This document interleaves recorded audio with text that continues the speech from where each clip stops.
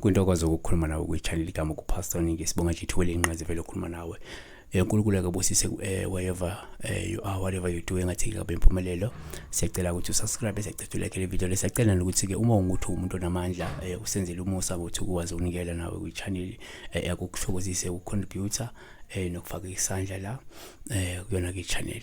Kuyosiza kakhulu nathi kuyosimotivate sibheka la iphupho likasinakho konke umthokozisi uthi ngimele lemfundisi ngizocela ke la ukubuza ngiphubekela ngigibele imbongolo emhlophe yenkunzi ngathi ke ngihamba ngigibele ke yona ke sihamba ezintabeni zangakithi kungasho kuhle ngasho kubi ihlukahlukene kodwa ke let's break it down okungasho kweyimbongolo la.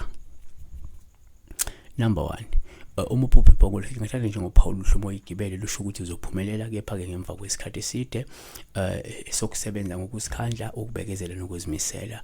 Number 2, umuphupho imbongolo ngingathanda nje ngophawu luhle uma uyigibele imbongolo lusho ukuthi uphokophele phambili futhi isifiso zakho nezinhlelo zakho zizofezeka kungekudala. 1 Samuel chapter 25 verse 42, then Abigail got up quickly and with her 5 female servants accompanying her rode on a donkey following David's messengers, and so she became his wife. Number 3, umuphupho imbongolo ngingathanda nje ngophawu luhle uma imhlobo futhi uyigibele lusho ukuthi lindele impumelelo inqubekela phambili nokuba ke nodumo emkhakheni wakho. Judges 5 verse 10, you who rode on a white donkeys, you who sit on rich carpets, and you who travel on the road, sing. Number 4, umuphupho futhi imbongolo singathanda nje ngophawu luhluma uphiwa imbongolo lusho kuke ukuthi uzokuba nenhlanhla futhi lindela ukufumana umusa nesibusiso kungekudala. Genesis 12 verse 16 lithi ke, therefore he treated Abram well for her sake and gave him sheep and oxen and donkeys and male and female servants and female donkeys and camels. Number 5, umuphupho imbongolo singathatha nje ngophawu lubi uma ubona imbongolo yasendle lusho ukuthi uzokuba ungenzeka uyihlongandlebe, ngenzeka unamandla nochuku futhi ngenzeka wehlukile kakhulu mhlawumbe kubafowenu futhi uyabadelela nabo bayakwedelela mhlawumbe futhi bakukhipha inyumbazana. uGenesis 16 verse 12 ithi ke, he will be a wild donkey of a man, his hand will be against everyone and everyone's hand will be against him, and you will live to the east of all his brothers. Kanti singakusho la ukuthi number 6, umuphupho imbongolo singathanda nje ngophawu lubi uma ubona imbongolo yasendle. Impeleni ngophawu luhle uma ubona imbongolo kwesikhathi ngabe uphawu luhle uma ubona imbongolo ke yasendle ngoba lokho sengasho ukuhlukana nemikhuba emibi, ukuhlukana mhlawumbe nempilo emnandi noma uzophoqeleka ukuthi uhlukane nemikhuba emibi noma uzophoqeleka ukuhlukana nempilo emnandi, uzophoqeleka ukuthi ugcine uziphilela wedwa kodwa futhi lokhu kuzokwenzeka ngaphandle ukuthi ube nomzwangedwa, ngaphandle ukuthi ube nezungu. Jeremiah 48 verse 6 ithi, flee, save your lives, and you will be like a donkey, a wild donkey in the desert.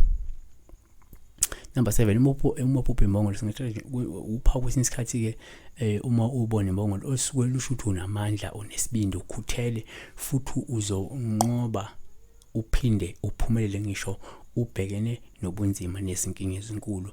uGenesis 49 verse 14 ithi ke, Isaac is a strong donkey lying down between the saddlebacks. Number 9, umuphupho imbongolo sikuthatha nje ngophawu lubi uma ubona imbongolo ikhuluma lusho ukuthi ke unesihluku futhi awubenzi ubulungisa la khona mhlawumbe kwabanye abantu, ngakho mhlawumbe uzokuzobhana nolaka nempindiselo kaNkulunkulu, yabona. Kanti futhi imbongolo uma ubona imbongolo mhlawumbe ikhuluma, uPaul ngasho ukuthi mhlawumbe lindela ukuthi kuzoba nomuntu osuke ezokwethula isikhalo ngobuhlungu mhlawumbe omdlulise kubona esikhathini sendlule, yabo. Numbers 22 verse 28, that's when the Lord enabled the donkey to speak. She asked Balaam, what did I do to you that you will beat me in a space of only 3 footsteps? Siphethe ngakuthi umuphupha la imbongolo uPaul ubuma ulandela imbongolo lusho ukuthi ke lindela izinkinga, lindela umzima, lindela mhlawumbe abantu abazodlela umona lendlela abantu bazokukhohlisa ongahle ubhekane nabo mhlawumbe esikhathini esizayo esiseduze. Siyabonga kakhulu besibheka la udaba lwembongolo. Ungakhohlwa ukusubscribe, ungakhohlwa ukulike le video, ungakhohlwa ukuthi-ke usenzele umusa unikele nawe unikela kubo channel. Be blessed.